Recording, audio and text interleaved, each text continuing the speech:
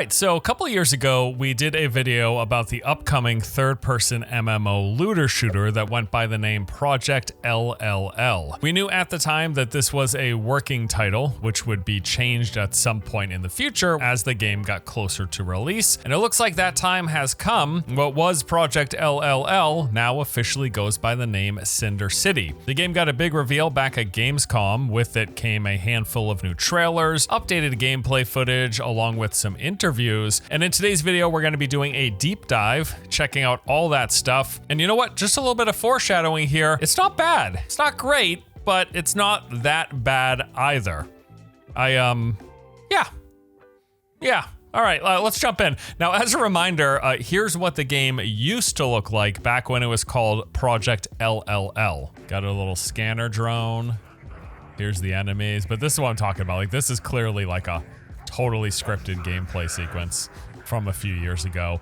Now, the new gameplay that we're gonna check out in a little bit, under its new name, Cinder City, it's actually like gameplay. It looks like it's a demo. So along with the reveal that happened in August, they released a gameplay trailer which showcased a few different elements of the game. There's actually some interesting things we pulled out of this. You know, it kind of reminds me of Defiance, because it's this kind of like sci-fi third-person shooter. I don't know about this music. Oh, that is horrendous. Holy crap. Okay, multiplayer, it looks like some co-op. We got zombies. We got low frame rates. We got multiplayer in a vehicle, which is cool. Oh, whoa. That's actually kind of cool if there's really that many players on screen. Holy crap. That's kind of cool if it's like Destiny style. Actually, holy crap. I think there are characters. I think that is a player because I think I see the nameplate. I think I can zoom that in on this. I think that is a player flying in the helicopter, which isn't too outrageous because we've seen it, so I'm sure it is. I don't know why I'm so like, I don't know why I'm so acting so shocked about this, because we've seen players at flying helicopters. Honestly, that last like 30 seconds was kind of dope. Big boss fight, there's at least like 10 to 15 players in what they're, oh, even more, holy shit. How many people were back there? Yeah, so we got 1, 2, 3, 4, 5, 6, 7, 8, 9, 10. Yeah, there's at least 10 players. 10 to 15 players. Like flying helicopters, piloting mechs on the ground. Also along with that, we had a shorter trailer that highlighted the game's use of ray tracing, reflex, and DLSS4, which you can pretty much count on probably needing, considering this is a UE5 game. Not the best track record, right? UE5 games have had some issues. Although with the gameplay footage we're about to see of this game actually runs pretty good. But anyways, yeah, they're using DLSS4 and a whole bunch of other NVIDIA stuff. Now, both of those trailers, it's all curated stuff, right? They're picking and showcasing the best stuff to highlight with lots of cuts and that great music in between as well. All the good stuff though came from some straight up gameplay showcases that we got from a few different outlets. There's actually some really like surprisingly good things in here. There's some pretty bad things too, but I actually came away like leaning more positive than I expected from these gameplay showcases. Here's what we saw. Cinder City gameplay. Let's see how it is. This is going to be a real human playing. Looks like we've got a regular grenade, a pistol, well, looks like a overshield, and a stun grenade or something along those lines. Character movement really reminds me of like Defiance. I don't know why.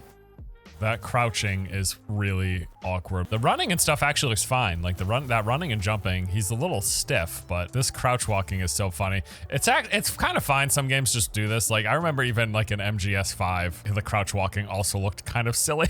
So it's not the end of the world. All right, we got a little cover posting up. Little Gears of War style cover shooter, or at least they have cover shooter elements. That's kind of cool. Guess it's kind of like Division as well, right? Division's a big cover shooter. Wow.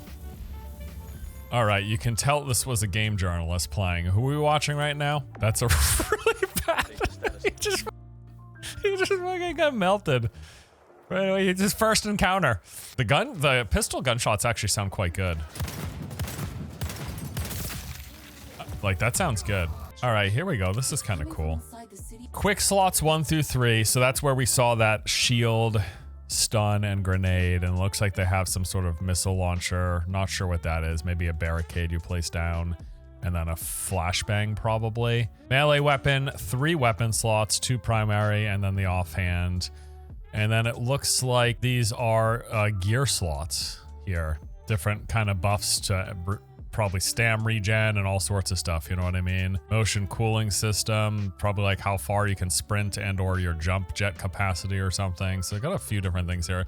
So yeah, it's gonna be like a looter shooter. It's gonna be like a straight up looter shooter. That's pretty clear.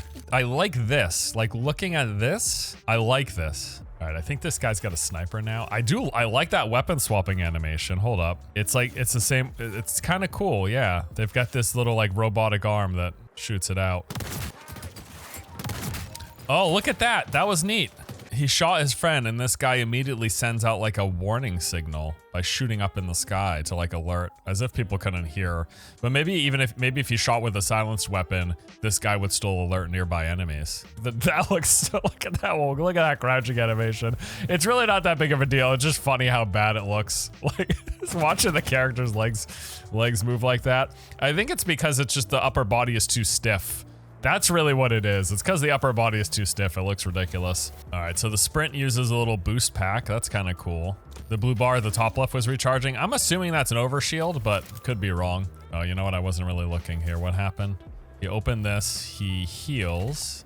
Was he even low? I don't know what the he used that for. Maybe that was a stem. And then a couple items on the ground. I love how detailed this looks and like the kind of depth to this area. Like we've got these different elevations. There's a lot of stuff around. Looks like they're taking a lot of cues from Division. That ragdoll was something, huh? His body turned to jello. Oh god, yeah, all his bones disappeared as soon as the grenade blast hit. You can tell he was looking down at the controller, yeah. Well, the other thing too is this is from Gamescom, so while I might give him a hard time a little bit, there's a really good chance he's distracted by talking to the demo person or one of the devs while doing this. Oh, that's sick. Oh, that's his shield ability. That was his Q. That's kind of cool. Got a little... I thought I wasn't gonna like this, but I'm actually not liking it. I had just gotten some brief glimpses of some of this gameplay and I was like, man, this is looking kind of rough, but actually like watching it all in action, I'm like, this could be kind of fun to play. I like this little overshield ability. It looks a little close to the character, like his gun would poke through it when he aims, but other than that, it's kind of neat. Got this little holographic thing. There's even like a little tether to it from whatever, his cybernetic backpack, it looks like. Tether going around. That's, yeah, you see that? That's kind of cool. This is also running fairly well. Like I haven't seen, there's been like a few frame dips here and there, but it hasn't seemed to hitch up terribly bad. There was just a little bit right there. Animations are definitely a little stiff, but they don't look horrendous to me.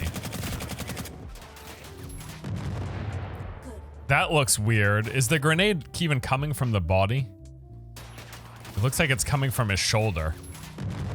That's kind of weird. There's like a mismatch with that animation. It doesn't look like it's coming from his hand. That's kind of funny. Let me do this on slow. His arm throws, and then the grenade kind of shoots out of his body after.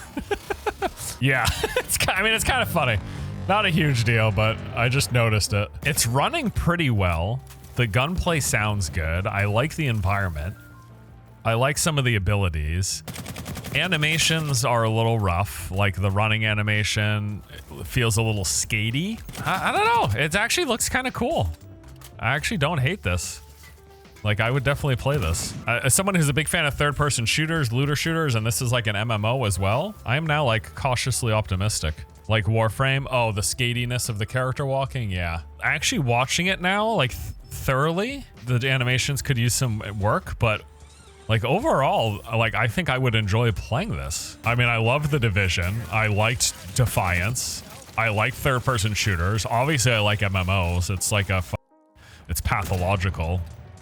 It's like it's a mental illness that I have, my obsession with MMOs. We also got NCSoft releasing an official blog post. This was pretty generic, but did touch on at least a few points about the game. And then we've got this IGN interview, and this actually came with quite a few bits of interesting new information. Some questionable comments, but fairly interesting ones as well. The multiplayer space is now 7 to 8 square kilometers wide and can have around 300 to 500 players that can play in the same space simultaneously. And anyone want to press X to doubt here? I don't think that's possible without it running like total I have not seen a third-person shooter. The shooting is the big part of it. Like when you have like tab target MMOs, you can have more players on screen because the latency compensation and stuff isn't as noticeable. When you have a shooter and you have to deal with hit registration and things that are needing to impact the minute that someone pulls the trigger, just the number of, I mean, it's not impossible, but I don't think that's gonna happen. Okay, beyond all of that stuff, we also have a written interview, courtesy of WCCF Tech. Here they sat down with the studio CEO, asking some really good questions about the game's MMO elements, the end game, how class roles look, dungeons, the progression systems, beta testing, the game structure, and more. Here's what we learned. So first they asked, NCSoft is historically known for its MMOs. To what extent can players expect to find MMO-like features here in Cinder City? They said if you played the single-player demo, it might be slightly misleading in that the campaign is not the primary content of the final product.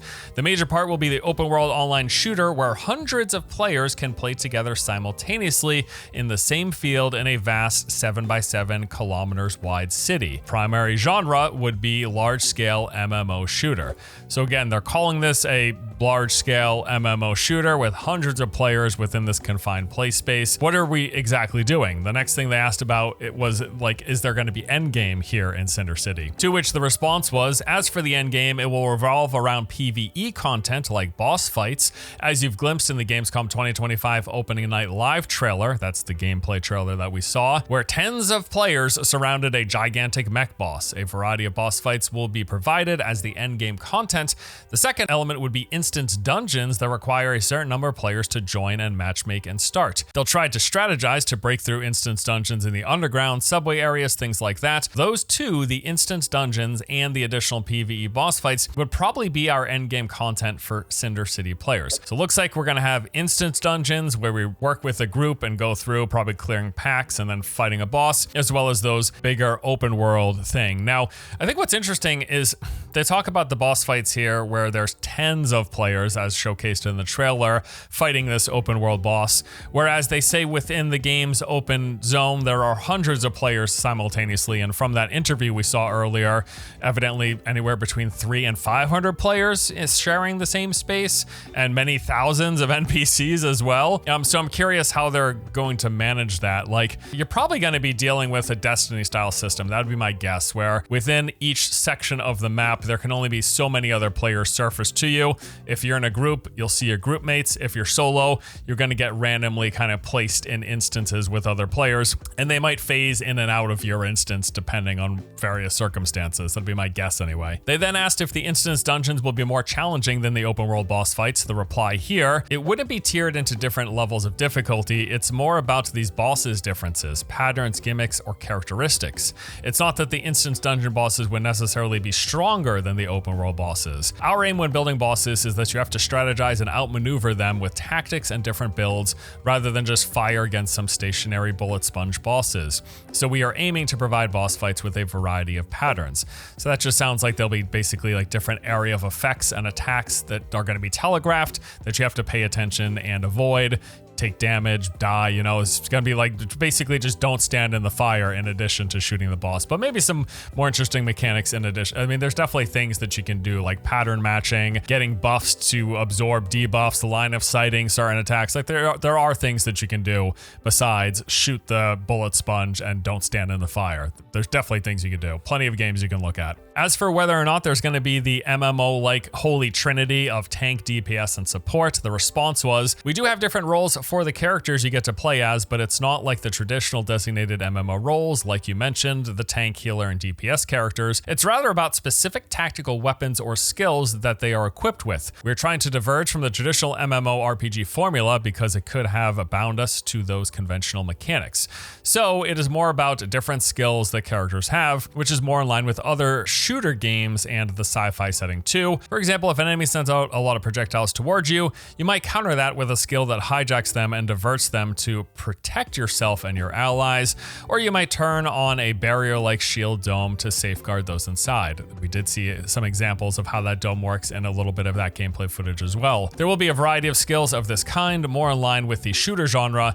Those skills and, of course, the gear will determine the character's role, rather than just giving them a predetermined role like DPS, tank, or healer. And honestly, from all the footage we saw, it's pretty clear that, yeah, you're not playing a character that is a tank or a character that is a healer, but rather the abilities that you're using. I guess the real question, though, is will there be ways to customize into those things? Like, can you be a better version of the person who puts down that area of effect healing ability that we saw, increasing the stats? And that's something that Division does. They've got different set bonuses and stats that affect the plus skill, the plus weapon damage, the plus health, or whatever. And if you do like plus skill, increase the effectiveness of your abilities so that you get better healing, for example, versus someone who has increased firearm damage. You know, we'll have to see how that plays out. Looks like the game will have skill trees. When asked about this, they said, yes, there will be skill trees. In the Gamescom 2025 demo, you can play as one character, but we are preparing several playable characters for Cinder City. Skills are considered to be tactical gear, and there is a shared tactical gear that all characters can utilize, while some tactical gear is exclusive to specific characters. That way, players can kind of develop their own skill builds by selecting between those items. So yeah, it looks like you're gonna have different options to equip your character that will enhance different elements of the character. Is there gonna be a beta test prior to release? The answer is we have tests lined up internally, but between early next year and sometime in the middle of next year, we are planning to host an open beta for players outside of NCSoft.